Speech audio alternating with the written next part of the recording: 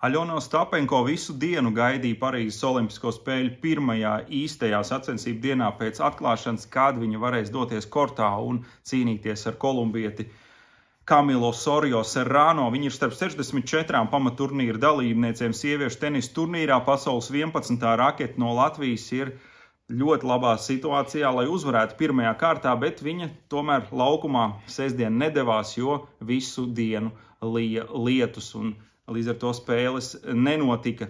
Šajos te mazajos kortos vienā no tiem arī Aļonai bija jāspēlē, bet lielajos kortos sacensības notika un tur daudzi favorīti tika tālāk. Sieviešu turnīrā favorīti numur 1 uz uzvaru ir šī gada Roland Garros čempioni Iga Swiatek no Polijas, un viņa šodien diezgan viegli uzvarēja arī savā mačā Irinu Kamēliju Begu 6-2, 7-5, un viņa tātad jau ir otrajā kārtā, kur Aļonai būs jāiekļūst svētdien, ja laika apstākļi, visticamāk, ka būs pietiekami labi, un Aļona varēs turpināt spēles. Paliekot vēl pie tenisa, pāris vārdi par vīriešu turnīru. Tur Latvijai nav pārstāvi, bet visas lielākās pasaules tenisa zvaigznes spēlē.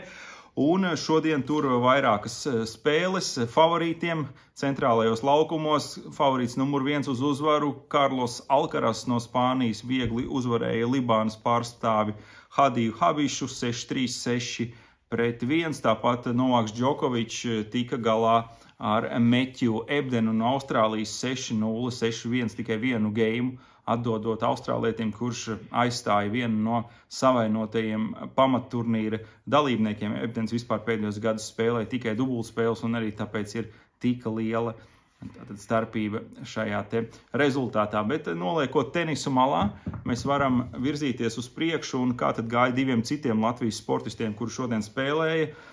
Nevis spēlēja, bet aizvadīja savas sacensības. Tie bija mūsu šāvēji aptuveni 300 km no Parīzes esošajā Šatroā pilsētā. Startēja gan Lauris Strautmanis, gan Agate Rašmane. Strautmans 21. vieta, Rašmanei 23. Tas šaušanā ar pneimatisko pistoli no 10 metru attāluma, neveiksmīgas sacensības, bet viņiem būs vēl iespējas nākamajā nedēļā citās šaušanas disciplīnās izlabot situāciju un tātad sasniegt augstākus rezultātus. Ļoti interesanti, ka Agate Rašmane ir 6. grūtniecības mēnesī, tātad viņa jau pēc 3 mēnešiem aptuveni oktobra sākumā kļūst par māmiņu. Šis skaistais notikums, un viņa ar bērnu zem sirds tātad startē Olimpiskajās spēlēs. Cerēsim, ka viņas starts tālāk būs veiksmīgs un viņai viss izdosies uz priekšu, tāpat arī kā mūsu Laurim Strautmanim. Ļoti būtisks spēles šodien bija kaut kur citur, basketbola laukumos Lillē un citur Francijā. Tātad sācies ir vīriešu basketbola turnīra pamatsacensības, un latviešu līdzjutējiem nedaudz uzbarot sāli uz vēl neaizaugušajām brūcēm. Varu pateikt vienu Brazīlijas izlasi, kas atcerieties, jūlijas sākumā dramatiski Rīgā pieveica Latviju.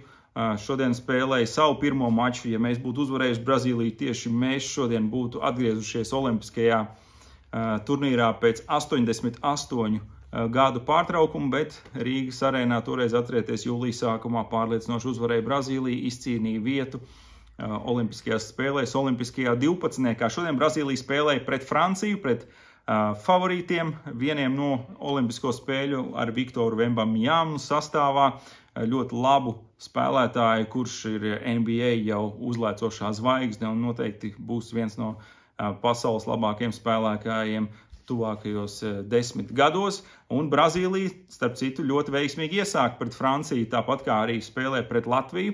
Atcerieties, Rīgā toreiz šo te pirmo ceturdaļu, kur Brazīlija sagrāva Latviju ar 23 punktu starpību 10 minūšu laikā, kad iemet to tālmetienu no centra. Šoreiz viņi no centra nemeta, bet pirmajā puslaikā Brazīlija jau bija priekšā pret Franciju pat ar +13. Francūži gan tālāk neatlaida Dienvidamerikas labāko komandu un pamazām pietuvojās un trešajā ceturtdaļā lauza spēli, tad jau aizejot ar 10 un vairāk punktu starpību priekšā.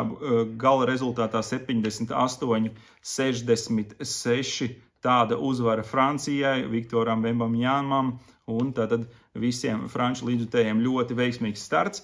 Vēl divas interesantas spēles. Šodien Austrālija uzvarēja Spāniju 92-80. Spēles sākumā Spāņi nonāca iedzinēju lomā ar -10 un vairāk, bet otrajā puslaikā spēja cīņu līdzsvarot. Tas gan bija tikai uz īsu brīdi, un austrālieši atkal izdarīja izšķirošo izrāvienu 3. ceturtdaļā un 4. ceturtdaļas sākumā, izšķirot spēli 92-80. Bez pārsteigumiem noslēdzās Vācijas un Japānas spēle, +20 uzvaru Vācijai. Vieni no šobrīd labākajiem pasaules basketbolistiem Vācijas valsts vienība noteikti pretendēs uz medaļām arī šajā turnīrā. Tuvākajās dienās arī galvenie favorīti Amerikas Savienotās valstis iesaistīsies cīņā par medaļām, sākot savu grupu turnīru. Amerikas izlase ar visām lielajām zvaigznēm sastāvā noteikti ir favorīti numur 1 uz olimpisko zeltu arī šajās spēlēs Francijā, bet būs ļoti interesanti redzēt, ja saskarsies kādā turnīra fāzē Francijas un Amerikas Savienoto valstu ceļi un kā viņi spēs tikt galā ar Viktoru Wembanyāmu un šo daudzsološo Francijas izlasi, kas brīžiem šodien demonstrēja diezgan labu spēli un spēja laust mača gaitu pret Brazīliju. Bet šodien bija vēl vairāk ļoti interesanti notikumi un pavisam īsi par tiem.